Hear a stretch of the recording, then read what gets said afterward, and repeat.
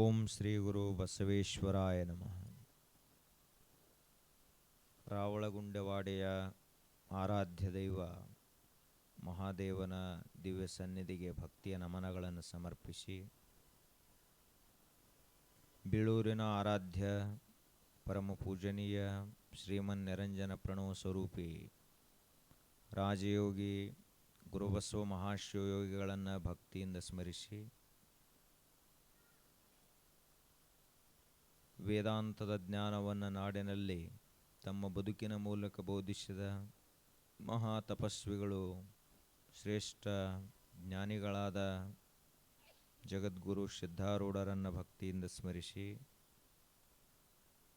ಪರಮ ಪೂಜನೀಯ ಜ್ಞಾನಯೋಗಿಗಳು ವಿಶ್ವಸಂತರಾದ ಸಿದ್ದೇಶ್ವರಪ್ಪಗಳನ್ನು ಭಕ್ತಿಯಿಂದ ಸ್ಮರಿಸಿ, ಬಸವಾದಿ ಶರಣರನ್ನು, ಎಲ್ಲ ದಾರ್ಶನಿಕ ಮಹಾತ್ಮರನ್ನು ಭಕ್ತಿಯಿಂದ ಸ್ಮರಣ ಮಾಡಿ, ಗಡಿಕರ್ ಪರಿವಾರದ ವತಿಯಿಂದ ಆಯೋಜಿತಗೊಂಡಿರುವ ಮತ್ತು ಸಮಸ್ತ ರಾವಳಗುಂಡವಾಡೆಯ ಸದ್ಭಕ್ತರಿಂದ ಆಯೋಜಿತಗೊಂಡಿರುವ ಈ ಕಾರ್ಯಕ್ರಮದ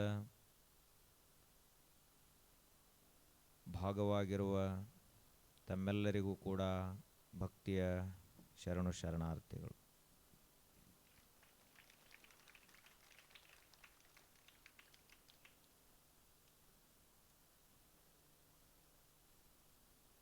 ಭಾರತ ದೇಶ ಜಗತ್ತಿನಲ್ಲಿ ಪ್ರಸಿದ್ಧ ಆದದ್ದು ಬೆಳ್ಳಿ ಬಂಗಾರದಿಂದಲ್ಲ, ಮುತ್ತು ರತ್ನಗಳಿಂದಲ್ಲ, ರಾಜ ಮುಕುಟಗಳಿಂದಲೂ ಅಲ್ಲ, ಇಲ್ಲಿರುವಂತಹ ಪ್ರತಿಭಾನ್ವಿತರಿಂದಲೂ ಅಲ್ಲ. ಈ ದೇಶ ಜಗತ್ತಿನಲ್ಲಿ ತನ್ನ ಸ್ಥಾನವನ್ನು ಪಡೆದುಕೊಂಡದ್ದು, ಭಾರತ ದೇಶವನ್ನು ಜಗತ್ತಿನ ಜನ ಗುರುತಿಸುವುದು ಈ ದೇಶದ ಆಧ್ಯಾತ್ಮಿಕ ಶಕ್ತಿಯಿಂದ. ಭಾರತ ದೇಶದಲ್ಲಿರುವಂತಹ ಧರ್ಮಸತ್ವದಿಂದಾಗಿ ಈ ದೇಶವನ್ನು ಜಗತ್ತಿನ ಜನ ಇಷ್ಟೊಂದು ಗೌರವದಿಂದ ಕಾಣುತ್ತಾರೆ. ನಮ್ಮ ದೇಶದ ನಿಜವಾದ ಸಂಪತ್ತಂದ್ರೇ ಅಧ್ಯಾತ್ಮ. ಭಾರತ ದೇಶದ ಅಂತಃಸತ್ವ ಯಾವುದು ಅಂದ್ರೆ ಧರ್ಮ. ಧರ್ಮವನ್ನು ತೆಗೆದೀವಿ ಅಂದ್ರೆ ಭಾರತವೇ ಇಲ್ಲ. ಅಧ್ಯಾತ್ಮವನ್ನು ಬದಿಗೆ ಸರಿಸಿದೀವಿ ಅಂದ್ರೆ ನಮ್ಮ ದೇಶವನ್ನು ಕಲ್ಪನಾ ಮಾಡ್ಕೊಳ್ಳೋಕ್ಕಾಗೋದಿಲ್ಲ. ಹೀಗಾಗಿಯೇ ಈ ದೇಶದಲ್ಲಿ ಎರಡಕ್ಕೆ ಬಹಳ ಮಹತ್ವದ ಸ್ಥಾನದ. ನಮ್ಮೆಲ್ಲರಿಗೂ ಧರ್ಮದ ರೀತಿ ನೀತಿ ಸಂಸ್ಕಾರಗಳನ್ನು ಕಲಿಸುವಂತಹ ಒಂದು ಮಂದಿರ ಬಹಳ ಪವಿತ್ರ. ಎರಡನೆಯದಾಗಿ ನಮ್ಮನ್ನೇ ದೇವರನ್ನಾಗಿ ಮಾಡುವಂತಹ ಆಶ್ರಮಗಳು, ಮಠಗಳೇನದಾವಲ್ಲ, ಇವು ಎರಡನೆಯದ್ದು. ಇವು ಎರಡಿಲ್ಲ ಅಂದ್ರೆ ಭಾರತ ದೇಶನೇ ಇಲ್ಲ. 7 ಲಕ್ಷ ಹಳ್ಳಿಗಳಲ್ಲಿ ಹೋದ್ರೆ ನಮಗೆ 20 ರಿಂದ 30 ಲಕ್ಷ ಗುಡಿಗಳು ಸಿಗ್ತಾವೆ. ಆ ಎಲ್ಲ ಗುಡಿಗಳಲ್ಲಿ ಏನದಾವಂದ್ರೆ ದೇವರುಗಳದಾವ. ನಮಗೆ ಯಾವ್ಯಾವುದು ಹಿಡಿಸ್ತೈತಿ ಅಂತಹ ಇಷ್ಟ ದೇವತೆಗಳದಾವ, ಅವುಗಳನ್ನು ನಾವು ಆರಾಧನೆ ಮಾಡ್ತೀವಿ. ದೇವರು ಅಂದ್ರೆ ಸಾಮಾನ್ಯವಾಗಿ ಬರೀ ಕಲ್ಪನೆಯಲ್ಲಿರುವಂಥದ್ದಲ್ಲ. ಯಾವ ಶಕ್ತಿ ಇಡೀ ವಿಶ್ವವನ್ನು ಸೃಜನ ಮಾಡಿ ಸದಾಕಾಲ ಪಾಲನೆ ಮಾಡಿ ಕೊನೆಗೆ ತನ್ನಲ್ಲಿಯೇ ವಿಲೀನಗೊಳಿಸಿಕೊಳ್ತದಲ್ಲ, ಅಂತಹ ಮಹಾಶಕ್ತಿಯೇ ದೇವರು. ಇನ್ನು ಎರಡನೇದ್ದು ಯಾವುದು ಅಂದ್ರೆ ನಾವ ದೇವರಾಗೋದು. ಅದನ್ನು ಕಲಿಸುವಂಥದ್ದು ಯಾವುದು ಅಂದ್ರೆ ಆಶ್ರಮಗಳು, ಮಠಗಳು ಅದನ್ನು ಕಲಿಸ್ತಾವೆ. ಈ ದೇಶದ ಸನ್ಯಾಸಿಗಳು, ಯೋಗಿಗಳು, ಸತ್ಪುರುಷರು, ಮಹಾತ್ಮರು ನಮಗೆ ಅಧ್ಯಾತ್ಮ ವಿದ್ಯೆಯನ್ನು ಕಲಿಸ್ತಾರೆ, ಅಧ್ಯಾತ್ಮವನ್ನು ಬೋಧಿಸ್ತಾರೆ. ನಾವೆಲ್ಲ ಎಲ್ಲವನ್ನು ಬಿಟ್ಟು ತ್ಯಾಗ ಮಾಡಿ ಎಲ್ಲಕ್ಕಿಂತ ಅತಿ ಹೆಚ್ಚಿನ ಮಹತ್ವವನ್ನು ಜಗತ್ತಿನಲ್ಲಿ ಯಾರಿಗೆ ಕೊಟ್ಟಿದ್ದೀವಿ ಭಾರತೀಯರು ಅಂದ್ರೆ ಒಬ್ಬ ಬ್ರಹ್ಮಜ್ಞಾನಿಗಳಿಗೆ ನಾವು ಎಲ್ಲಕ್ಕಿಂತ ಶ್ರೇಷ್ಠ ಸ್ಥಾನವನ್ನು ಕೊಟ್ಟಿದ್ದೀವಿ.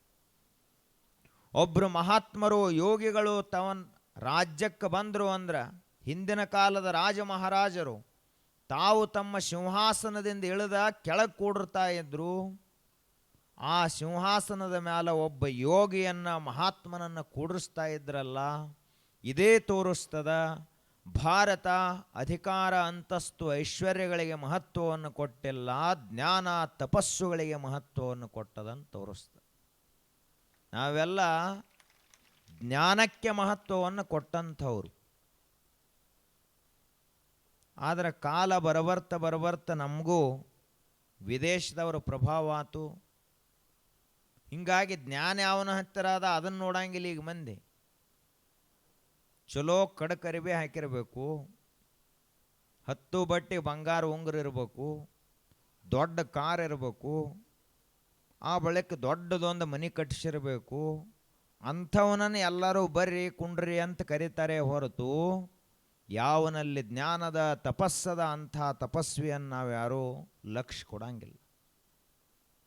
ಆದರೆ ಈ ದೇಶ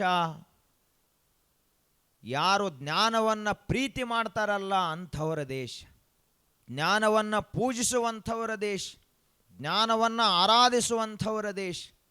ಈ ದೇಶದ ರತ್ನಗಳೇ ಯಾವುವು ಅಂದ್ರೆ ಆಧ್ಯಾತ್ಮಿಕ ಗ್ರಂಥಗಳೇ ಭಾರತ ದೇಶದ ರತ್ನಗಳು.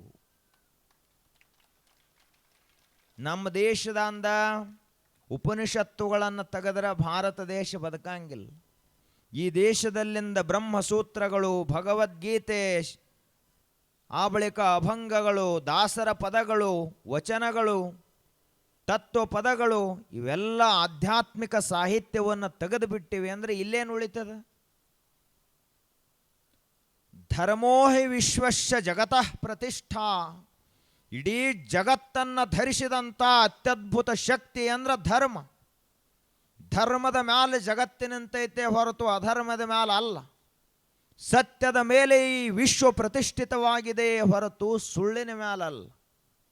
ಜಗತ್ತಿನಲ್ಲಿ ಸುಳ್ಳಿಗೆ ಎಂದಿಗೂ ಜಯನ ಇಲ್ಲ, ಸತ್ಯಕ್ಕೆ ಶಾಶ್ವತವಾದಂಥ ಜಯ ಅದ.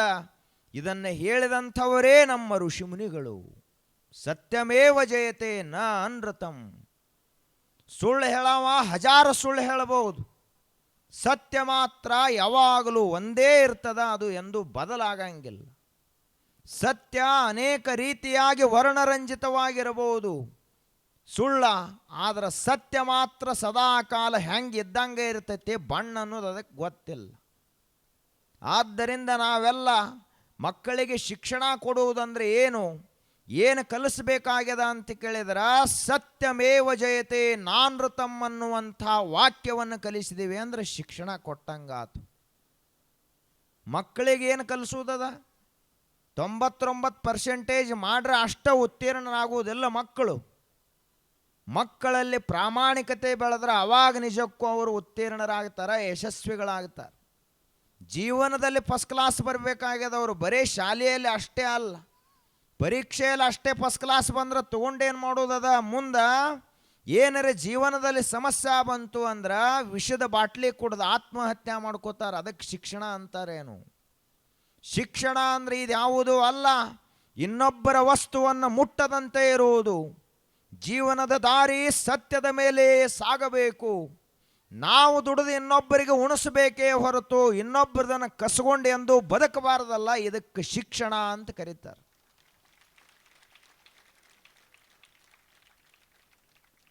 ನಮ್ಮದೇನಾಗಿದೆ ಇವತ್ತು? ಲಾಡ್ಕಿ ಬಹನ್. ಕರ್ನಾಟಕದಾಗ ಹೋದೆವು ಅಂದ್ರೆ 5 ಭಾಗ್ಯ ಮಾಡ್ಯಾರ ಅವ್ರು. ಒಟ್ಟು ಭಾಗ್ಯಶ್ರೀ ಎಲ್ಲರೂ. ಬಸ್ನಾಗ ಅಡ್ಡಾಡೋರೆಲ್ಲ ಭಾಗ್ಯಶ್ರೀಗಳೇ. ಪುಕಟ ಅಡ್ಡಾಡ್ರಿ, ನಮ್ಮದಲ್ಲ, ನಮ್ಮ ಅಪ್ಪಂದಲ್ಲ. ಆದ್ರೆ ನಮ್ಮದ ಅದು ನಮಗೆ ಗೊತ್ತಿಲ್ಲ. ನಾವು ಒಂದು ಸೂಜಿ ಖರೀದಿ ಮಾಡಿದರೂ ಕೂಡ ಟ್ಯಾಕ್ಸ್ ಕಟ್ತೀವಿ ಈ ದೇಶಕ್ಕೆ. ಕಟ್ತೀವಿ. ಆ ಟ್ಯಾಕ್ಸ್ನಿಂದ ಈ ದೇಶ ನಡೀತದೆ, ತೆರಿಗೆಯಿಂದ ಈ ದೇಶ ನಡೀತದ. ಆದ್ರೆ ನಾವೇನು ತಿಳ್ಕೊಂಡಿದ್ದೀವಿ, ಇದು ಬಹುತೇಕ ಅಂದ್ರೆ ಅವ್ರು ಆರಿಷನ್ ಹೋಗ್ಯಾರಲ್ಲ, ಅವ್ರು ತಮ್ಮ ಸ್ವಂತ ಆಸ್ತಿ ಖರ್ಚು ಮಾಡ್ಲತ್ತಾರತ್ ನಾವು ತಿಳ್ಕೊಂಡಿದ್ದೀವಿ. ಮಳ್ಳುಗಳು ಅವ್ರು ಭಾಳ ಶಾಣೆ ಅದಾರ. ನಮಗೆ ಕಣ್ಣಿಗೆ ಅರಿವಿ ಕಟ್ಟಿ ಅವ್ರು ರಾಜ್ಯಭಾರ ಮಾಡ್ತಾರೆ. ಅದಕ್ಕೆ ನಾವು ಶಾಣ್ಯರಾಗಲಾರ್ದ ದೇಶ ಕಟ್ಲಕ್ಕೆ ಸಾಧ್ಯ ಆಗಂಗಿಲ್ಲ. ಶಿಕ್ಷಣ ಅಂದರೆ ಯಾವುದು? ಪುಕ್ಕಟ ಏನೂ ತಿನ್ನಬಾರದು. ನಾವು ಬೆವರ ಸುರಿಸಿ ಏನು ದುಡದ 4 ಮಂದಿಗೆ ಉಣಿಸಿ ಆ ಬಳಿಕ ನಾವು ಉಣ್ಣುವುದೇನದಲ್ಲ, ಇದನ್ನು ನಮ್ಮ ದೇಶದ ಋಷಿಮುನಿಗಳು ನಮಗೆ ಕಲಿಸಿಕೊಟ್ರು. ಕಲಿಸಿದವ್ರು ಯಾರಪ್ಪ ಅಂದ್ರೆ ಋಷಿಮುನಿಗಳು ಕಲಿಸಿದ್ರು ಇದನ್ನು. ಆದರೆ ನಾವು ಇವತ್ತು ಅದನ್ನೆಲ್ಲ ಮರ್ತದೀವಿ. ಬ್ರಿಟಿಷರಿದ್ದಾಗ ಬರೋಬ್ಬರಿ ಇತ್ತು ಭಾರತ, ಬರೋಬ್ಬರಿ ಕೆಲಸ ಹಚ್ತಿದ್ರು ಅವರು. ಈಗ ಏನೆಲ್ಲಿ ಸ್ವಾತಂತ್ರ್ಯನ ಸಿಕ್ಕಿಬಿಟ್ಟೈತಿ. ಅವರು ಸರ್ಕಾರದವರು ಒಟ್ಟೆಲ್ಲ ರೇಷನ್ ಅಕ್ಕಿ ಗೋಧಿ ಎಲ್ಲ ಕಂಡಾಪಟ್ಟಿ ಕೊಡ್ಲತ್ತಾರೆ. ಕೇಂದ್ರ ಸರ್ಕಾರದವರು ಕೊಡ್ತಾರ, ರಾಜ್ಯ ಸರ್ಕಾರದವರು ಕೊಡ್ತಾರ. ಪುಕ್ಕಟ ತಿಂದು ನಮಗೆ ಧರ್ಮದ ಪ್ರಜ್ಞಾನೂ ಇಲ್ಲ, ದೇಶದ ಪ್ರಜ್ಞಾನೂ ಇಲ್ಲ, ಪ್ರಜೆಗಳ ಪ್ರಜ್ಞಾನೂ ಇಲ್ಲ. ಹಿಂಗಾಗಬಾರದು. ನಾವೆಲ್ಲರೂ ಶ್ರೇಷ್ಠ ವ್ಯಕ್ತಿಗಳಾಗಬೇಕಾದ್ರೆ ಈ ದೇಶ ಒಂದು ಶಿಕ್ಷಣವನ್ನು ಕೊಟ್ಟದ. ಅದು ಆಧ್ಯಾತ್ಮಿಕ ಶಿಕ್ಷಣ, ಧರ್ಮದ ಶಿಕ್ಷಣ. ಆ ಧರ್ಮದ ಶಿಕ್ಷಣವನ್ನು ಕೊಟ್ಟಂಥ ಗ್ರಂಥಗಳಲ್ಲಿ 10,000ಕ್ಕಿಂತ ಹೆಚ್ಚು ವ್ಯಾಖ್ಯಾನಗಳು, ಭಾಷ್ಯಗಳನ್ನು ಬರೆಯಲ್ಪಟ್ಟಂಥ ಗ್ರಂಥ ಯಾವುದು ಅಂದ್ರೆ ಶ್ರೀಮದ್ ಭಗವದ್ಗೀತೆ. ಹಿಂದೂಗಳು ಹೆಮ್ಮೆಯಿಂದ ಹೇಳಿಕೊಳ್ಳಬೇಕಾದಂತಹ ಪ್ರಮಾಣೀಕೃತವಾದಂಥ ಗ್ರಂಥ ಯಾವುದು ಅಂದ್ರೆ ಭಗವದ್ಗೀತಾ. ಭಗವದ್ಗೀತಾದೊಳಗೆ ಏನು ಹೇಳ್ಯಾರ ಅನ್ನೋದು ನಮಗೆ 4 ಶಬ್ದದಲ್ಲಿ ಆದರೂ ನೆನಪಿರಬೇಕು. ನಮ್ಮದೇ ಗ್ರಂಥದು, ಶ್ರೀಕೃಷ್ಣ ಪರಮಾತ್ಮ ಹೇಳಿದಂಥ ಗ್ರಂಥ. ಆ ಗ್ರಂಥದಲ್ಲಿ ಹಲವಾರು ಮಾತುಗಳಿದ್ದರೂ ಸಾರಭೂತವಾದಂತಹ ಒಂದು ಮಾತದ, ಅದು ನಿಮ್ಮ ಜೀವನವನ್ನು ಬದಲು ಮಾಡುತ್ತೆ. ನಾವೇನು ತಿಳ್ಕೊತೀವಿ, ನಮ್ಮ ಉದ್ಧಾರ ಮಾಡೋರು ಎಲ್ಲೋ ಬ್ಯಾರೆ ಅದಾರ, ಅವ್ರಿನ್ನು ಅವತಾರ ತಾಳಿ ಬರ್ಬೇಕು ನಮ್ಮ ಸಲುವಾಗಿ. ಈ ರಾವಳ ಗುಂಡೆ ಒಡ್ಯಾಗಿ 8 ಮಂದಿ ಐತೆಪ್ಪ, ಇವ್ರನ್ನ ಉದ್ಧಾರ ಮಾಡೋನು. ಆದ್ರೆ ಭಗವದ್ಗೀತೆ ಈ ಶ್ಲೋಕ ಹೇಳ್ತದ, ಉದ್ಧರೇದ್ ಆತ್ಮನಾತ್ಮಾನಂ ಆತ್ಮಾನಂ ಅವಸಾದಯೇತ್, ಆತ್ಮೈವ ಹಿ ಆತ್ಮನಃ ಬಂಧುಃ ಆತ್ಮೈವ ಹಿ ಆತ್ಮನಃ ರಿಪುಃ ಬಂಧುರಾತ್ಮಾತ್ಮನಸ್ತಸ್ಯ ಏನಾತ್ಮೈವಾತ್ಮನಾ ಜಿತಃ ಅನಾತ್ಮನಸ್ತು ಶತ್ರುತ್ವೇ ವರ್ತೇತಾತ್ಮೈವ ಶತ್ರುವತ್. ಇವು 2 ಶ್ಲೋಕದಲ್ಲಿ ನಾವು ಜೀವನದಲ್ಲಿ ಹೆಂಗೆ ಉದ್ಧಾರ ಆಗೋದು ಅಂತ ಹೇಳ್ಯಾರ ಅವರು. ಹೆಂಗೆ ಉದ್ಧಾರ ಆಗೋದು? ನಮ್ಮನ್ನು ಯಾರೋ ಬಂದ ಮ್ಯಾಲೆ ಎತ್ತಂಗಿಲ್ಲ, ನಮ್ಮ ಉದ್ಧಾರ ಯಾರೋ ಮಾಡಂಗಿಲ್ಲ. ನಮ್ಮ ಉದ್ಧಾರ ಅವ್ವ ಮಾಡಂಗಿಲ್ಲ, ಅಪ್ಪ ಮಾಡಂಗಿಲ್ಲ, ಕಾಕ ಇಲ್ಲ, ಶಿಕ್ಷಕರಿಲ್ಲ, ಹೊರಗಿನವರಿಲ್ಲ, ಒಳಗಿನವರಿಲ್ಲ, ಯಾರೂ ಮಾಡಂಗಿಲ್ಲ ತಿಟ್ಕೊಳ್ಳೋದು. ಹಾಗಾದ್ರೆ ನಮ್ಮ ಉದ್ಧಾರ ಮಾಡೋರು ಯಾರಪ್ಪ? ನಾವೇ ಅಂತ ಹೇಳ್ತದ ಭಗವದ್ಗೀತೆ. ನಮ್ಮ ಉದ್ಧಾರಕರ್ತರ ಎಲ್ಲೋ ಹೊರಗಿಲ್ಲ, ಎಲ್ಲದಾರ? ನಮ್ಮ ಒಳಗನ ಅದಾರ. ಅವರು ಯಾರು ಅಂದ್ರೆ ನಮ್ಮ ಉದ್ಧಾರವನ್ನು ನಾವೇ ಮಾಡ್ಕೊಳ್ಳೋಕೆ ಸಾಧ್ಯ ಐತಿ, ಮತ್ತೊಬ್ಬರಲ್ಲ. ಯಾಕೆ ಅಂದ್ರೆ ಈಗ ಕುಡಿಯುವಂಥ ಮನುಷ್ಯ ಅದಾನ ಒಬ್ಬ. ಆ ಕುಡಿಯುವಂಥ ಮನುಷ್ಯ ಉದ್ಧಾರ ಆಗ್ಬೇಕಂದ್ರೆ ಏನು ಮಾಡ್ಬೇಕು? ಅವ ಮೊದಲನೇ ಕೆಲಸ ಕುಡಿದು ಬಿಡಬೇಕು. ಬಾಟ್ಲಿ ಕೈಯಾಗಿ ಹಿಡದೆ ಯಾವನೂ ವಿಶ್ವ ವಿಜಯ ಆಗಿಲ್ಲ ಜಗತ್ತಿನಾಗ. ಬಾಟ್ಲಿಯನ್ನು ಕೈಯಾಗಿ ಹಿಡದೆ ಯಾವನೂ ಒಂದು ಮಹಾಕಾವ್ಯವನ್ನು ಬರೋದಿಲ್ಲ. ಬಾಟ್ಲಿಯನ್ನು ಕೈಯಾಗಿ ಹಿಡದೆ ಯಾವನೂ ಒಂದು ಸುಂದರವಾದಂಥ ಮೂರ್ತಿಯನ್ನು ಕೆತ್ತಿಲ್ಲ. ಪ್ರಜ್ಞಾನ ನಷ್ಟ ಆಗಿ ಹೋದ ಬಳಿಕ ಏನು ಮೂರ್ತಿ ಕೆತ್ತವದಾನ, ಏನು ಗ್ರಂಥ ಬರೆಯವದಾನ ಅವ. ಅದಕ್ಕೆ ಅವ ಉದ್ಧಾರ ಆಗ್ಬೇಕಂದ್ರೆ ಏನು ಮಾಡಬೇಕು? ಹೊರಗಿನವರು ಕುಡಿದು ಬಿಡಪ್ಪ, ಕುಡಿದು ಬಿಡಂತ 100 ಅಲ್ಲ 1000 ಸಾರಿ 1000 ಮಂದಿ ಹೇಳಿದರೂ ಉಪಯೋಗ ಆಗುವುದಿಲ್ಲ. ಯಾವಾಗ ಅವನ ಮನಸ್ಸಿನಾಗ ನಾ ಕುಡಿಯುವುದು ಬಿಡಬೇಕು ಅಂತ ಬರೋದಿಲ್ಲಲ್ಲ, ಅಲ್ಲಿ ತನಕ ಏನೂ ಉಪಯೋಗ ಆಗುವುದಿಲ್ಲ. ಉದ್ಧಾರ ಆಗ್ಬೇಕಂದ್ರೆ ಏನು ಮಾಡ್ಬೇಕವ? ಮಂದಿ ಅವನು ಉದ್ಧಾರ ಮಾಡಲಿಲ್ಲ, ಅವಾಗ ದನಗಳು ಕುಡಿಯುವುದಿಲ್ಲಪ್ಪ, ಇದನ್ನು ನಾ ಯಾಕೆ ಕುಡಿಬೇಕು, ಇಷ್ಟು ಬುದ್ಧಿವಂತ ಅದನಂತ ಒಮ್ಮೆ ಒಗದ ಅಂದ್ರೆ ಅವ ಉದ್ಧಾರ ತಂದು ಉದ್ಧಾರ ತಾನೇ ಮಾಡಿಕೊಂಡ ಅಂತ ಅರ್ಥ.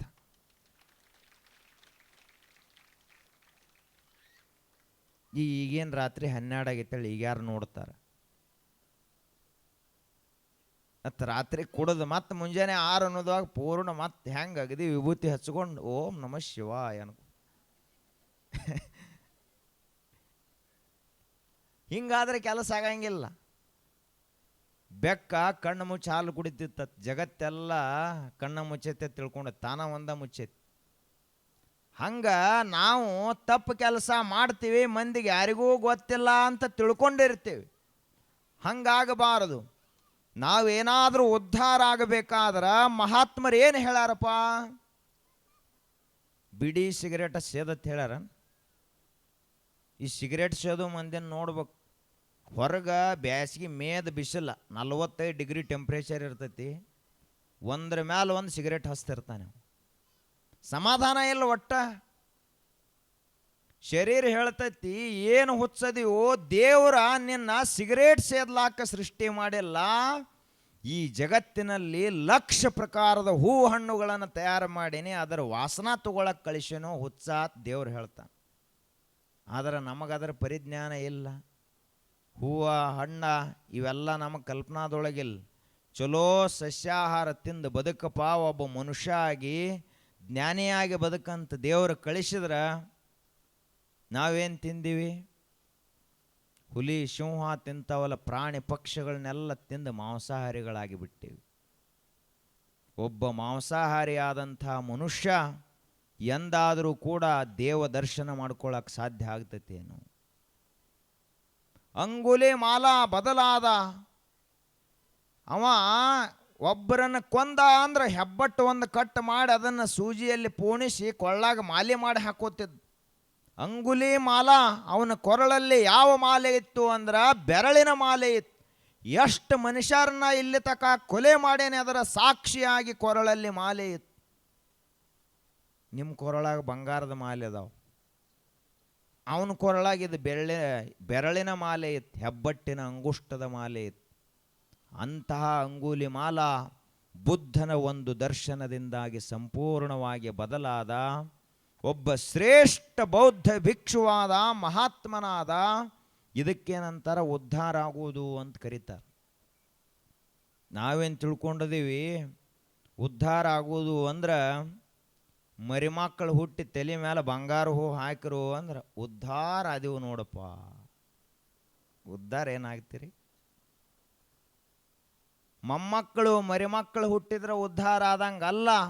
ಈ ಶರೀರ ಯಾವುದಕ್ಕಾಗಿ ಬಂದದ ಆ ಕೆಲಸವನ್ನು ಮಾಡಿದಾಗ ಮಾತ್ರ ನಾವು ಉದ್ಧಾರ ಆಗುವುದು. ಅದಕ್ಕಾಗಿ ಉದ್ಧಾರ ಆಗಬೇಕಂದ್ರೆ ಮೊಟ್ಟ ಮೊದಲನೇದು ನಮ್ಮಲ್ಲಿ ಒಂದು ಬಯಕೆ ಬೇಕು. ಅದು ಯಾವುದು ಅಂದ್ರೆ ನಾನು ಬೆಳಕಿನ ಕಡೆಗೆ ಸಾಗಬೇಕು ಅನ್ನುವಂಥ ತೀವ್ರವಾದ ಬಯಕೆ ಬೇಕು. ಆವಾಗ ಮನುಷ್ಯ ಉದ್ಧಾರ ಆಗುತ್ತಾನೆ. ಎಕಡೆ ಹೋಗಬೇಕಪ್ಪ? ನಾನು ಕತ್ಲಿದ್ದ ಕಡೆಗೆ ಹೋಗುವುದಲ್ಲ, ಎಲ್ಲಿ ಬೆಳಕೈತ್ಲ ಆ ಕಡೆ ಹೋಗಬೇಕು. ಬೆಳಕೆಲ್ಲೈತಿ? ದಾರೋದ ಅಂಗಡಿಯಾಗಿಲ್ಲ, ಬ್ರಿಸ್ಟಲ್ ಅಂಗಡಿಯಾಗಿಲ್ಲ, ಗುಟ್ಕಾದ ಅಂಗಡಿಯಾಗಿಲ್ಲ, ಮಾಂಸಾಹಾರದ ಅಂಗಡಿಯಾಗಿಲ್ಲ, ಸುಳ್ಳು ಹೇಳಲಿಲ್ಲ, ರಾಜಕೀಯದವ್ರ ಹಿಂದಿಲ್ಲ. ಇವೆಲ್ಲ ಯಾಕೆ ಹೇಳತ್ತೀನಂದ್ರೆ ಇಲ್ಲೆಲ್ಲ ಕತ್ಲೈತಿ. ಇಲ್ಲೆಲ್ಲಿ ಇಲ್ಲ ಬೆಳಕು ಎಲ್ಲೈತಿ ಅಂದ್ರೆ ಎಲ್ಲಿ ಒಬ್ಬ ಶ್ರೇಷ್ಠ ಆಚಾರ್ಯ ಚಾಣಕ್ಯನಂತ ಮಹಾತ್ಮ ಅದನಲ್ಲ ಅಲ್ಲಿ ಬೆಳಕದ. ಎಲ್ಲಿ ವಾಲ್ಮೀಕಿ ಅಂತ ಒಬ್ಬ ಆದಿಕವಿ ಹುಟ್ಟ್ಯಾನಲ್ಲ ಅಲ್ಲಿ ಬೆಳಕದ. ಎಲ್ಲಿ ವ್ಯಾಸನಂತ ಮಹರ್ಷಿ ಅದಾನಲ್ಲ ಅಲ್ಲಿ ಬೆಳಕೈತಿ. ಎಲ್ಲಿ ಪ್ರತ್ಯಕ್ಷವಾಗಿ ಕಲಿಸುವಂಥ ಏಕಲವ್ಯನಿಗೆ ಪ್ರತ್ಯಕ್ಷ ಗುರುಗಳೇ ಇಲ್ಲ. ಮುಂದೆ ಹಿಂಗೆ ಕಲಿಪ ಅಂತ ಹೇಳುವಂಥವರೆಲ್ಲ ಬರೇ ಒಂದು ಮಣ್ಣಿನ ಮೂರ್ತಿಯನ್ನು ಮಾಡಿ ಆಚಾರ್ಯ ದ್ರೋಣ ಇವರೇ ನನ್ನ ಗುರುಗಳು ಅಂತ ಅವರು ಒಂದು ಮೂರ್ತಿ ಮಾಡಿ ಅದರ ಮೇಲೆ ಅಪಾರವಾದ ಶ್ರದ್ಧೆಯನ್ನಿಟ್ಟು ಕಲಿತಾನಲ್ಲ ಅಲ್ಲಿ ನಿಜವಾದಂತಹ ಬೆಳಕದ. ಎಕಡೆ ಹೋಗ್ಬೇಕು ನಾವು? ದಿವಸದಿಂದ ದಿವಸಕ್ಕೆ ಸುಧಾರಣೆ ಹಾಕೋತ ಹೋಗ್ಬೇಕು. ದಿವಸದಿಂದ ದಿವಸಕ್ಕೆ ಬದಲಾಕೋತ ಹೋಗ್ಬೇಕು. ದಿವಸದಿಂದ ದಿವಸಕ್ಕೆ ನಮ್ಮ ಹೆಜ್ಜೆಗಳು ಏನಾಗಬೇಕು ಅಂದ್ರೆ ಪರಮಾತ್ಮನ ಕಡೆಗೆ ಸಾಗಬೇಕು. ಆಗ ಮಾತ್ರ ನಾವು ಉದ್ಧಾರ ಆದಂಗ.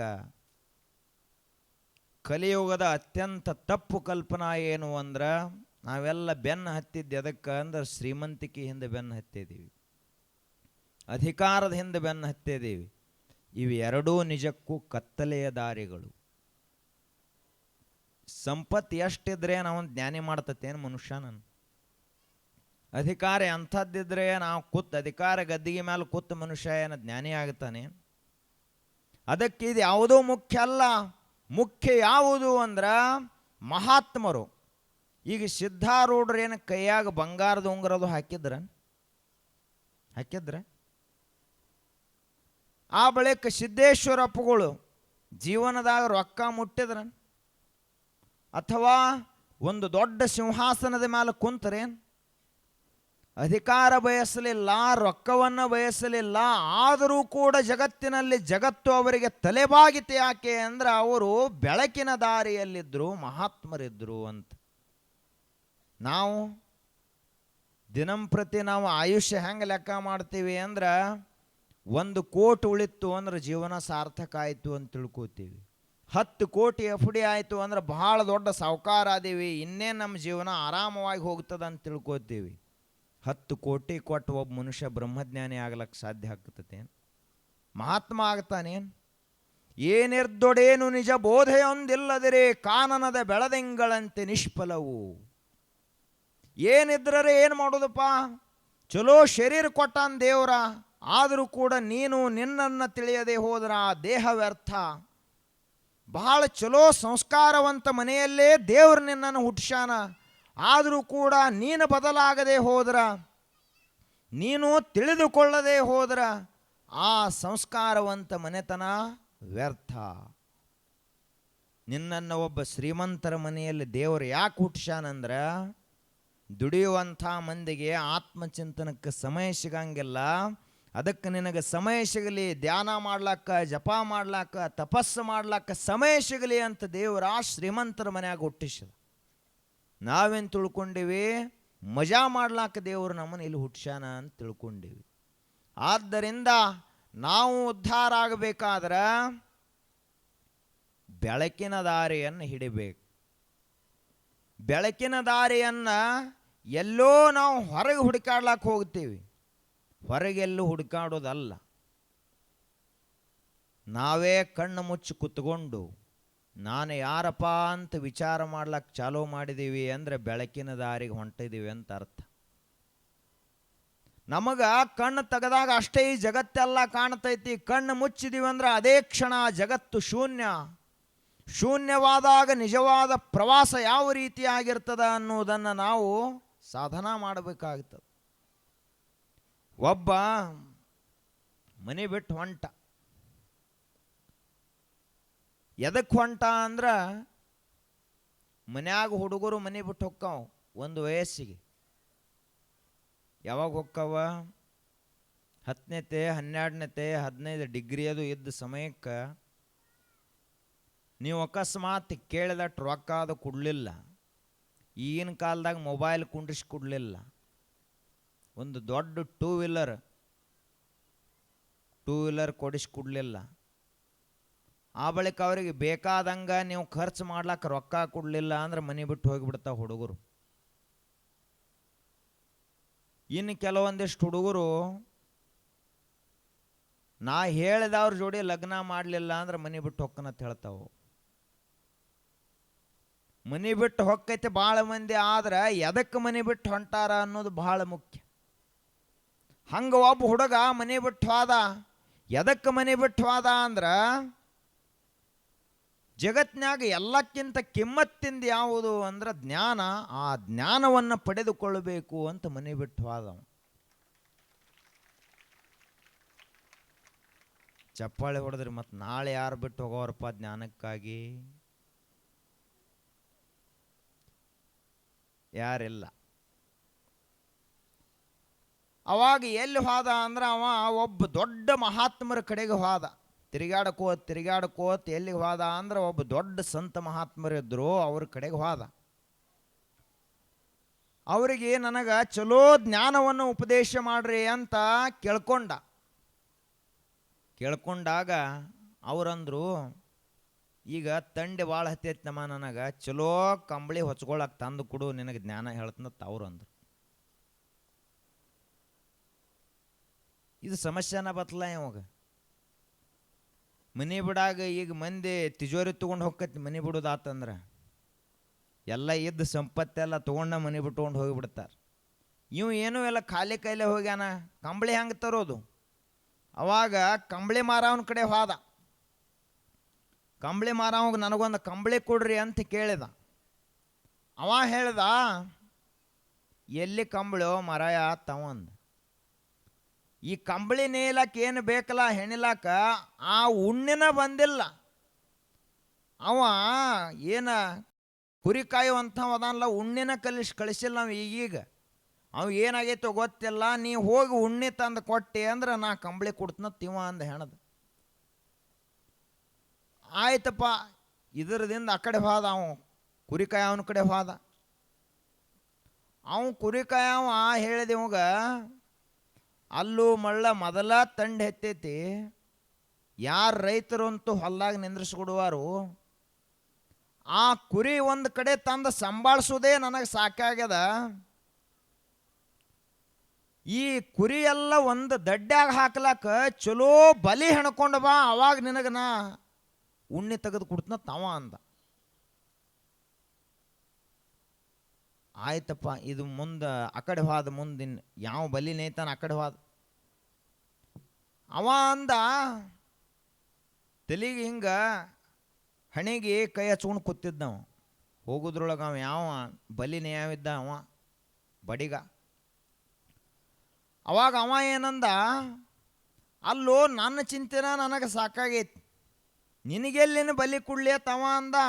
ಬಲೆಯನ್ನು ಹೆಣದು ಕೊಡ್ಲಾಕ ನನಗಾಗೋದಿಲ್ಲ. ಯಾಕೆ ಅಂದ್ರೆ ಜ್ಯೋತಿಷಿ ಒಬ್ಬ ನಿನ್ನೆ ಹೇಳ್ಯಾನ ನನಗೆ, ಇನ್ನು 6 ತಿಂಗಳದಾಗ ನಿಂದ ಮದುವೆ ಆದ್ರೆ ಆಕತಿ, ಇಲ್ಲಿಲ್ಲ ಅಂದ್ರೆ ಶಿವಾಯನಮ. ಹಿಂಗ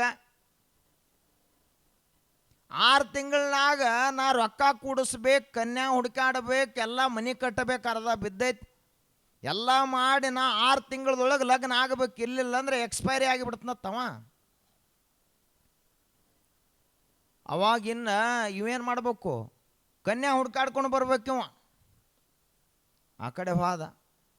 ಹೋಗೋದ್ರೊಳಗೆ ಓಣ್ಯಾಗ ಒಬ್ಬ ಹೆಣ್ಮಗಳು ಅಜ್ಜಿ ತಲೆ ಮೇಲೆ ಕೈ ಹಚ್ಕೊಂಡು ಆಕಿ ಚಿಂತೆ ಮಾಡ್ಕೊತ ಆಕಿ ಕೂತಿದ್ಲು.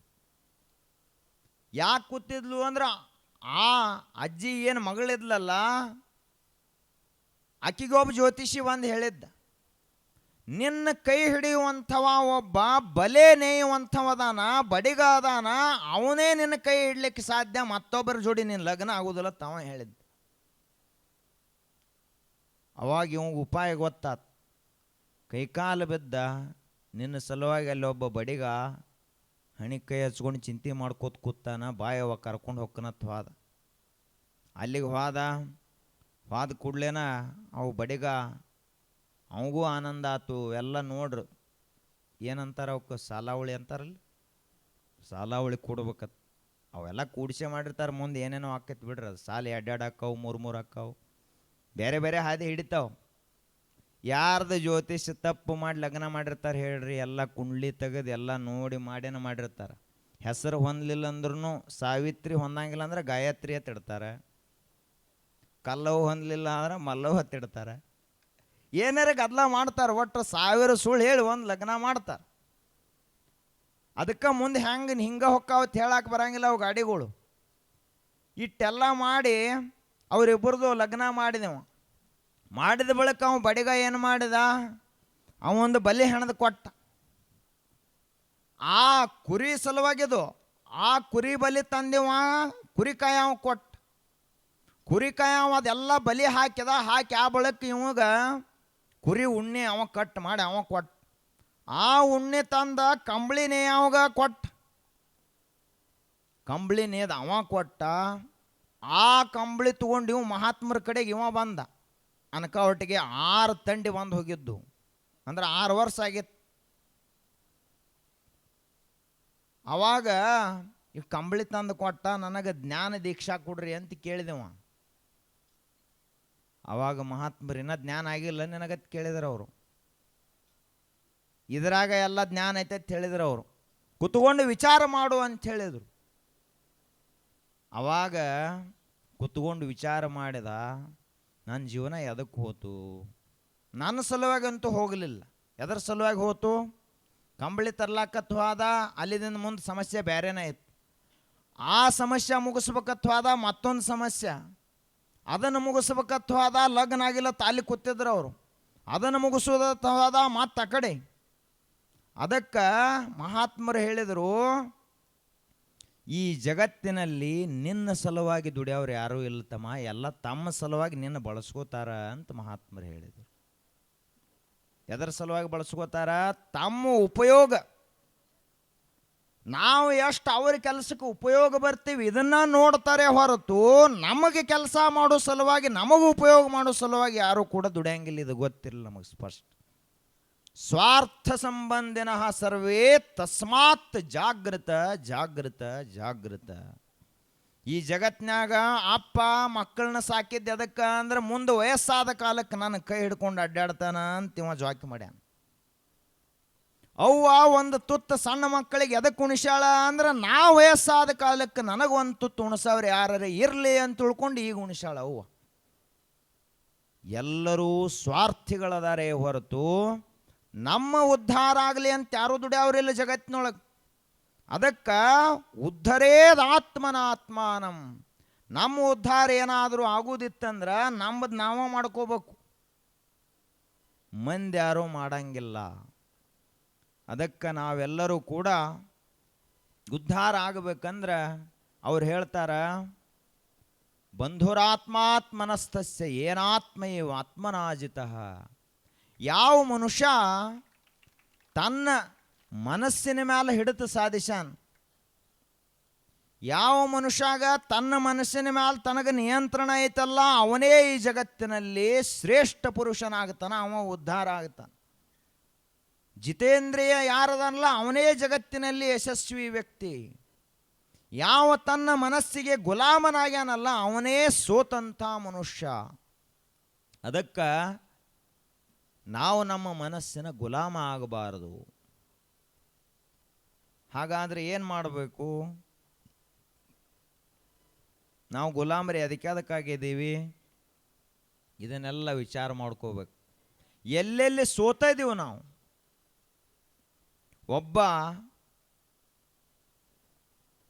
ಒಂದು ರಾಜ್ಯ, ಆ ರಾಜ್ಯವನ್ನು ಆಳ್ತಾ ಇದ್ಲು ಒಬ್ಬ ರಾಜಕುಮಾರಿ. ರಾಜಕುಮಾರಿಯ ಸೌಂದರ್ಯ ಅಪಾರವಾಗಿತ್ತು. ಆ ರಾಜ್ಯಕ್ಕೆ ದಿಗ್ವಿಜಯಕ್ಕಾಗಿ ಅಶ್ವಮೇಧ ಯಾಗವನ್ನು ತೆಗೆದುಕೊಂಡು, ಅಶ್ವಮೇಧದ ಕುದುರೆಯನ್ನು ತೆಗೆದುಕೊಂಡು ಯಾರು ಬಂದರು ಅಂದ್ರೆ ಅರ್ಜುನ ಬಂದ. ಅರ್ಜುನ ಯಾರು ಅಂದ್ರೆ ಮಧ್ಯಮ ಪಾಂಡವ, ಧರ್ಮರಾಜನ ತಮ್ಮ, ಭೀಮನ ತಮ್ಮ, ನಕುಲ ಸಹದೇವರ ಅಣ್ಣ, ಕುಂತಿ ಪುತ್ರ. ಆ ಅರ್ಜುನ ದೊಡ್ಡ ಸೇನಾ ತಗೊಂಡು ಬಂದ. ಅವನ ಕೈಯಾಗ ಒಂದು ಧನುಸ್ಸಿತ್ತು. ಅದು ಯಾವುದು ಅದರ ಹೆಸರು ಅಂದ್ರೆ ಗಾಂಧೀವ ಧನುಸ್ಸು ಅದರ ಹೆಸರು. ಅಂಥ ಧನುಷ್ಯ ಹಿಡ್ಕೊಂಡು ಬರೀ ಹಿಂಗೆ ಅದರದು ಅದೇನು ಕಟ್ಟಿರ್ತಾರ ಅದನ್ನು ಸ್ವಲ್ಪ ಜಗ್ಗಿದ ಅಂದ್ರೆ ಠೇಂಕಾರ ನಾದವನ್ನು ಮಾಡಿದ ಅಂದ್ರೆ ಇಡೀ 3 ಲೋಕದಲ್ಲಿ ಕಂಪನ ಆಗ್ತಾ ಇತ್ತು. ಅಷ್ಟು ಶೂರ ಇದ್ದ ಅರ್ಜುನ. ಹಗಲ ರಾತ್ರಿ ಅನ್ನದೇ ಬಿಲ್ವಿದ್ಯೆಯನ್ನು ಅಭ್ಯಾಸ ಮಾಡ್ತಾ ಇದ್ದ, ಅಷ್ಟು ಶೂರ. ಆದ್ರೆ ಯುದ್ಧಕ್ಕೆ ಬಂದ ನಿಂತ. ಎಂದೂ ಕೈ ನಡಗಿದ್ದಿಲ್ಲ, ಕೈ ನಡಗಲಾಕ ಚಾಲೂ ಮಾಡಿತ್ತು. ಆ ಬಳಿಕ ಕೈಯಾನ ಬಾಣ ಹೇಳಲಾರ್ದ ಕೇಳಲಾರ್ದ ತೆಳಗೆ ಬಿತ್ತು. ಯಾಕೆ ಅಂತ ವಿಚಾರ ಮಾಡಿದಾಗ, ಇಲ್ಲಿಯವರೆಗೆ ಯುದ್ಧ ಮಾಡಿದಾಗ ಮುಂದೆಲ್ಲ ರಾಜ ಮಹಾರಾಜರಿದ್ರು, ಅವಾಗ ಇವ ಸೋತಿದ್ದಿಲ್ಲ. ಮುಂದೆ ಯಾವಾಗ ಒಬ್ಬಕ್ಕೆ ರಾಜಕುಮಾರಿ ಬಂದ್ಲಲ್ಲ, ಅಕ್ಕೇನು ಶೂರ ಇರಲಿಲ್ಲ. ಆ ಸೌಂದರ್ಯಕ್ಕೆ ರೂಪಕ್ಕೆ ಸೋತು ಇವನ ಕೈಯಲ್ಲಿರುವಂಥ ಗಾಂಧೀವ ಧನಸ್ಸ ಕೆಳಗೆ ಬಿತ್ತು, ಬಾಣ ಜಾರಿ ಕೆಳಗೆ ಬಿತ್ತು. ಎಲ್ಲಿಯೂ ಸೋಲದಂಥ ಅರ್ಜುನ ಅಲ್ಲಿ ಸೋತಿದ್ದ. ಅದಕ್ಕೆ ಅಂಥ ಶೂರವೀರರು ಸೋತಾರ. ನಾವೆಲ್ಲೆಲ್ಲಿ ಸೋತಿದ್ದೀವಿ? ಮನ್ಯಾಗ ಹೇಳಿ ಕಳಿಸಿರ್ತಾರೆ, ಹಾರ್ಟ್ ಪೇಷಂಟ್ ನೀವು ಹೊರಗಿನ ಕಮರೋದು ಏನು ತಿನ್ನಬೇಡ್ರಿ ಅಂತ ಮನ್ಯಾಗ ಹೇಳಿ ಕಳಿಸಿರ್ತಾರೆ. ಇವು ಊರಾಗ ಬಂದ ಅಂದ್ರೆ ಬಜಿ ವಾಸ ಬಿಡಿತದ. 1 ದಿವಸ ತಡ್ಕೋತಾನೆ, 2 ದಿವಸ ತಡ್ಕೋತಾನೆ, 3ನೇ ದಿವಸಕ್ಕೆ ಬಜಿ ತಿಂದ ಮನೆಗೆ ಹೊಕ್ಕತಿ ಗೆರೆಕ್ಕೆ.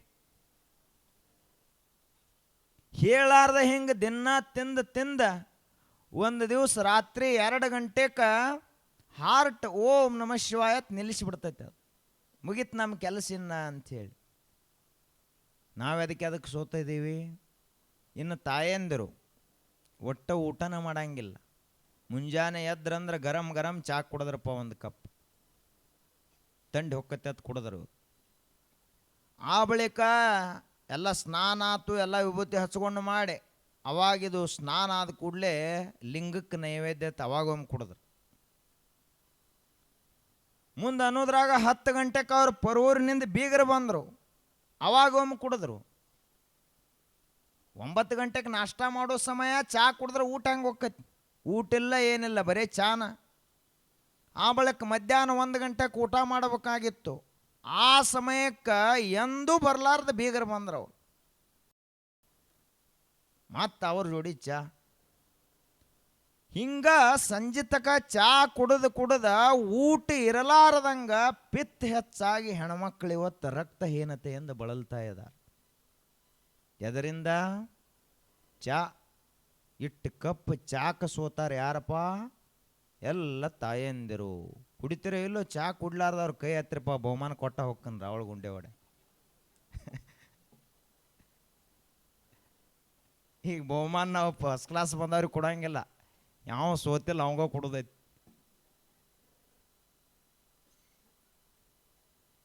ಇದು ಮಂದಿನ ಚಾಕರೆ ಸೋತೈತಿ, ಇನ್ನು ಮಂದಿ ಅದು ಬೇರೆ ಚಾಕ್ ಸೋತೈತಿ.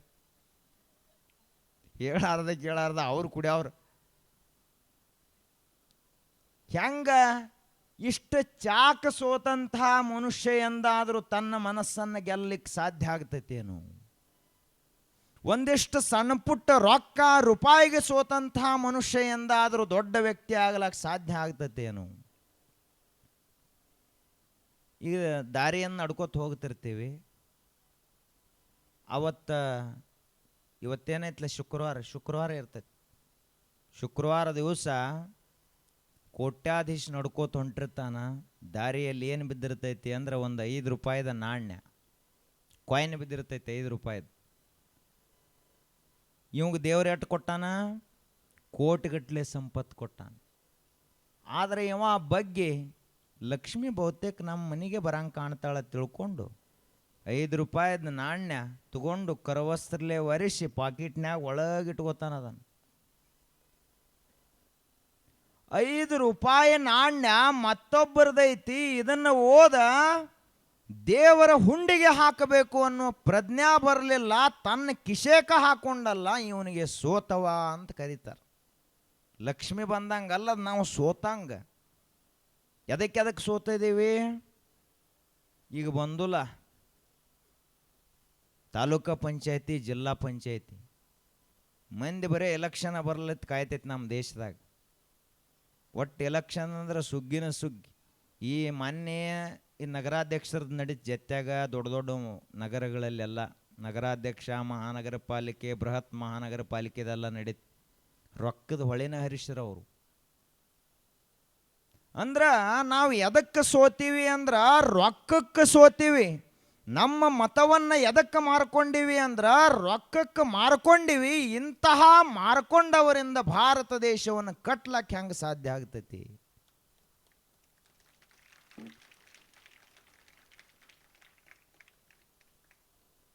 ಮತ್ತೆ ಎಲೆಕ್ಷನ್ ಬಂತು ಅಂದ್ರೆ ನಮಗೆ ಎಟ್ಟು ಕೊಡ್ತೀರಿ, ನಮಗೆ ಎಟ್ಟು ಕೊಡ್ತೀರಿ.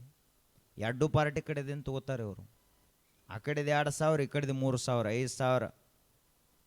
ಹಿಂಗೆ ರೊಕ್ಕ ತಗೊಂಡು ಓಟ್ ಹಾಕುವಂಥ ಮನುಷ್ಯನ ದೇಶ ಕಟ್ತಾನೆ ನೀವು.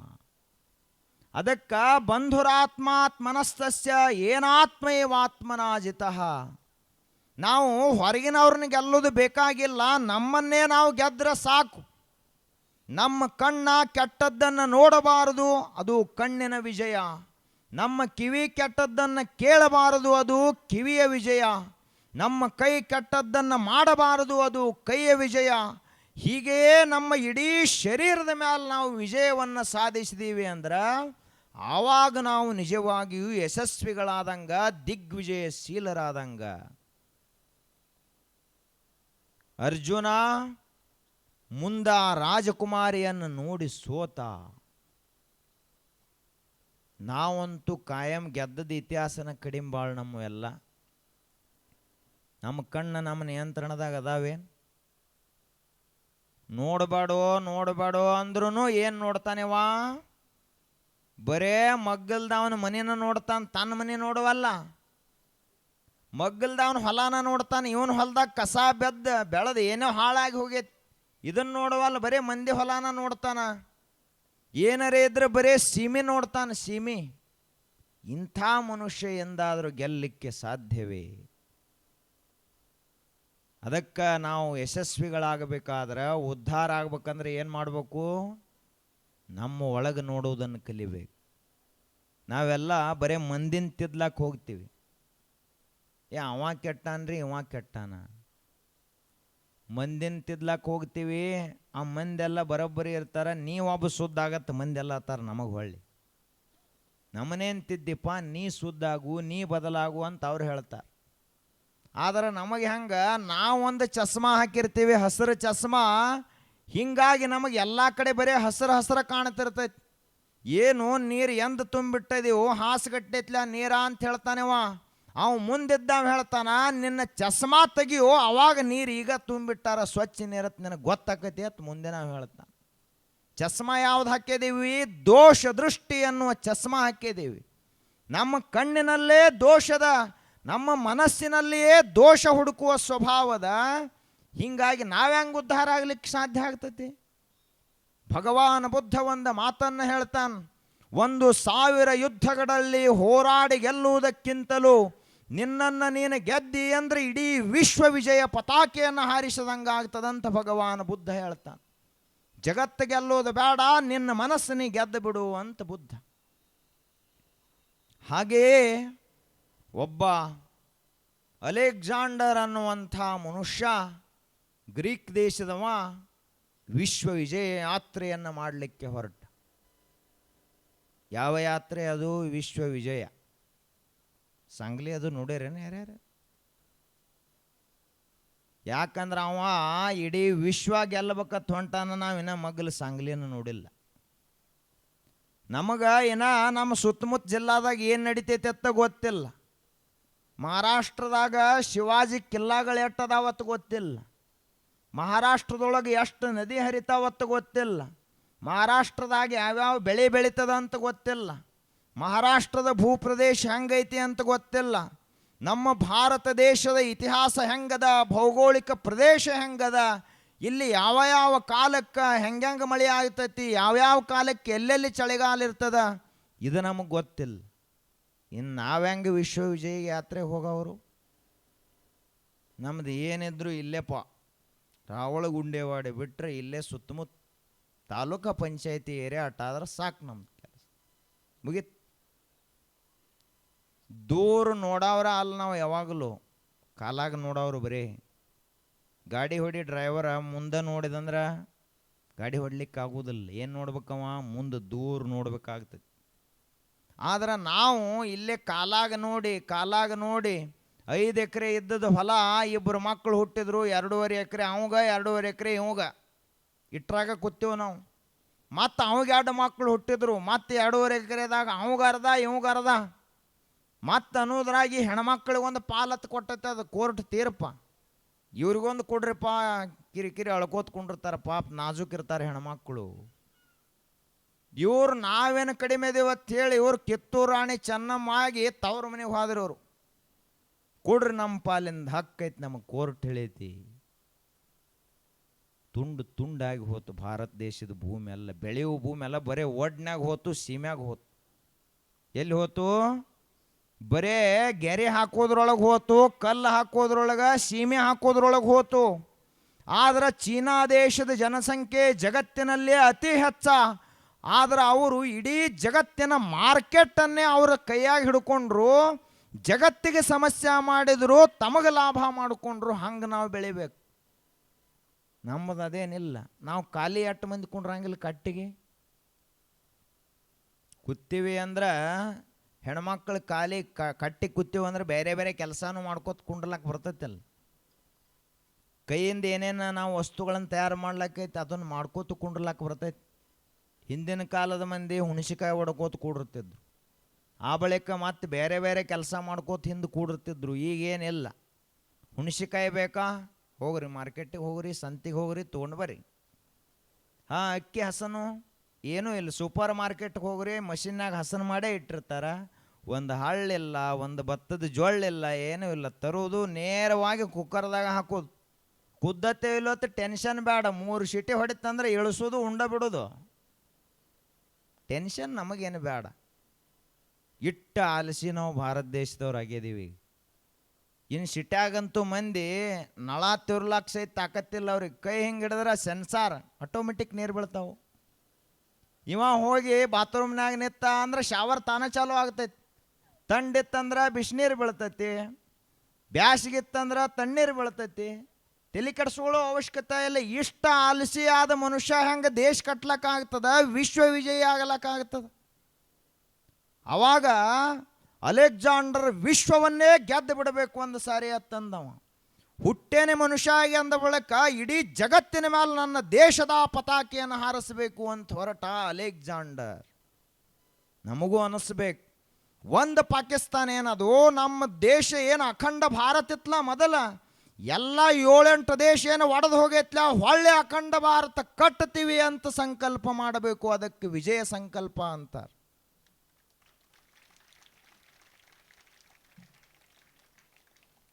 ನಮಗೆ ಏನು ದೇಶ ನೋಡಂಗಿಲ್ಲ ನಾವು, ಮೊದಲೇದು ಕೆಲಸ. ಈಗಟ್ಟು ಕರ್ನಾಟಕದಾಗ ಫ್ರೀ ಬಸ್ ಆಗಿ ಪಾಪ ಹೆಣ್ಮಕ್ಳು ಧರ್ಮಸ್ಥಳ ಹೊರನಾಡು ಹೊಂಟೈತಿ ಮಂದಿ. ನಿಮ್ಮ ಕಡೆ ಅಂತೂ ಎಲ್ಲೇ ಇಲ್ಲ.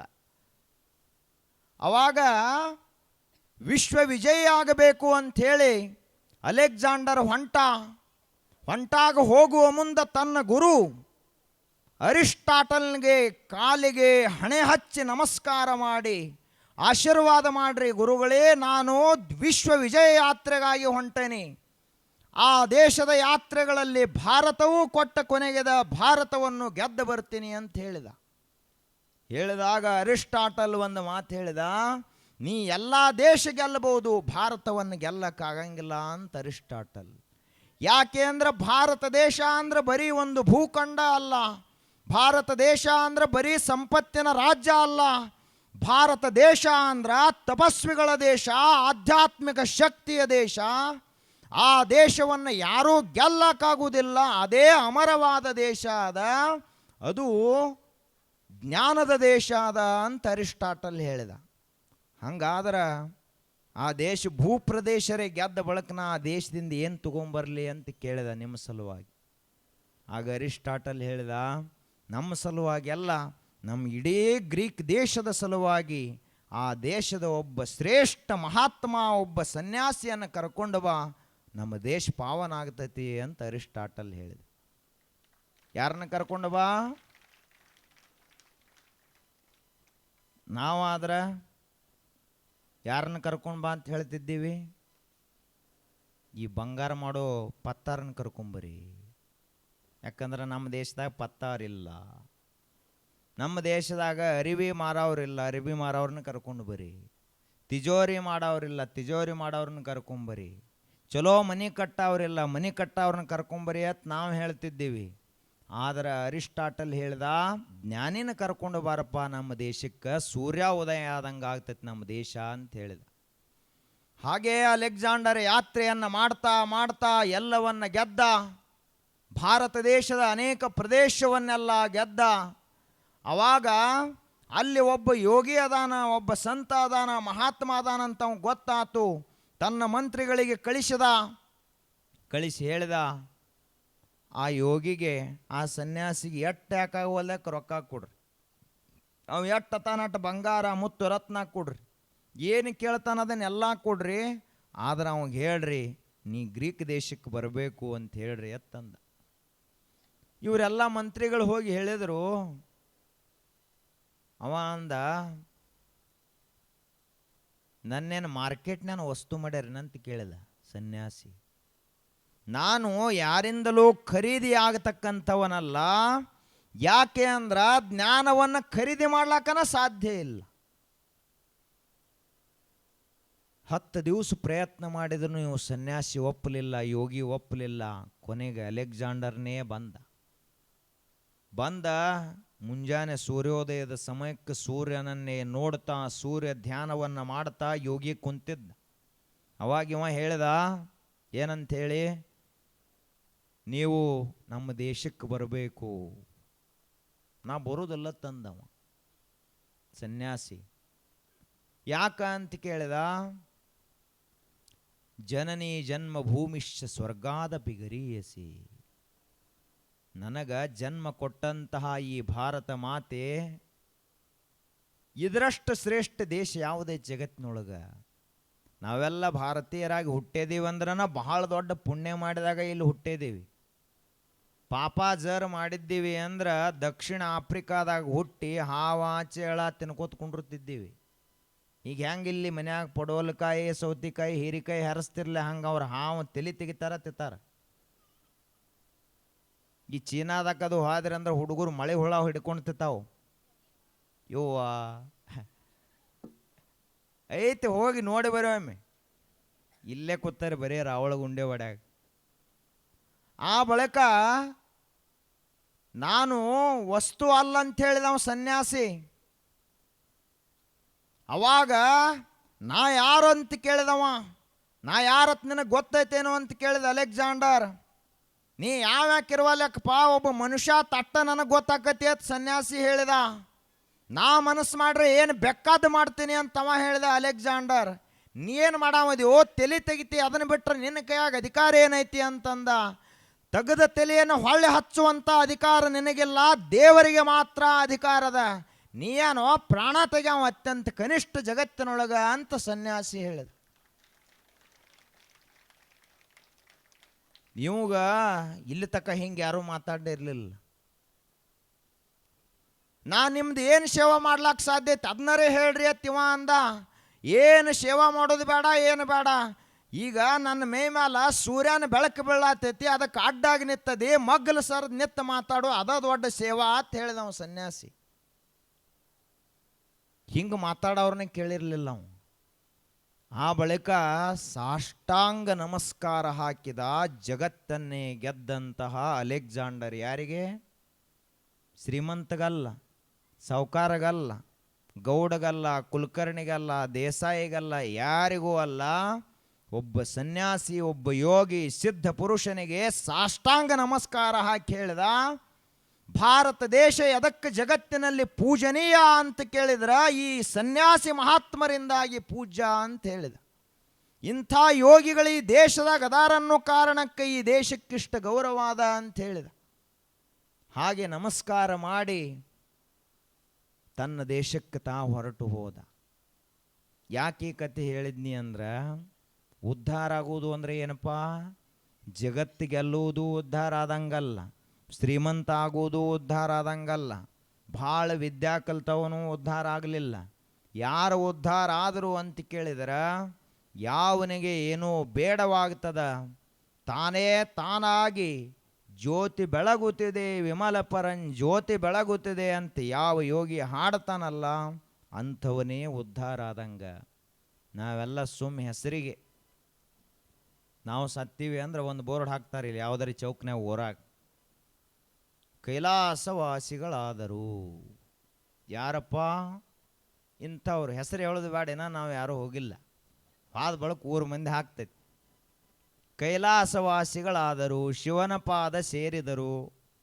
ಅವ ದಾರು ಕುಡಿದು ಸತ್ತಿರ್ತಾನೆ. ಅವ ಹೆಂಗೆ ಶಿವನ ಪಾದ ಸೇರ್ತಾನಪ್ಪ? ಕೈಲಾಸವಾಸಿ ಹೆಂಗೆ ಹಾಕ್ಕನವ? ವೈಕುಂಠವಾಸಿ ಹೆಂಗೆ ಆಗ್ತಾನವ? ಅದಕ್ಕೆ ನಾವು ಉದ್ಧಾರ ಆಗಬೇಕಾದ್ರೆ ನಮ್ಮ ಮನಸ್ಸು ಬದಲಾಗಬೇಕು. ನಮ್ಮ ಮನಸ್ಸು ತಿಳಿ ಆಗಬೇಕು, ಹಗರ ಆಗಬೇಕು, ಖುಲ್ಲ ಆಗಬೇಕು, ಖಾಲಿ ಆಗಬೇಕು. ನಾವು ಮುಕ್ತರಾಗಬೇಕು. ಆವಾಗ ಮಾತ್ರ ಈ ಜಗತ್ತಿನಲ್ಲಿ ಉದ್ಧಾರ ಆದಂಗ. ಬರೇ ತಲೆಯಾಗೆಲ್ಲ ಪ್ರಪಂಚದ ಗದ್ದಲ ತುಂಬಿಕೊಂಡು ಕೂತದೀವಿ, ಹೆಂಗೆ ಉದ್ಧಾರ ಆಗ್ತೀವ ನಾವು?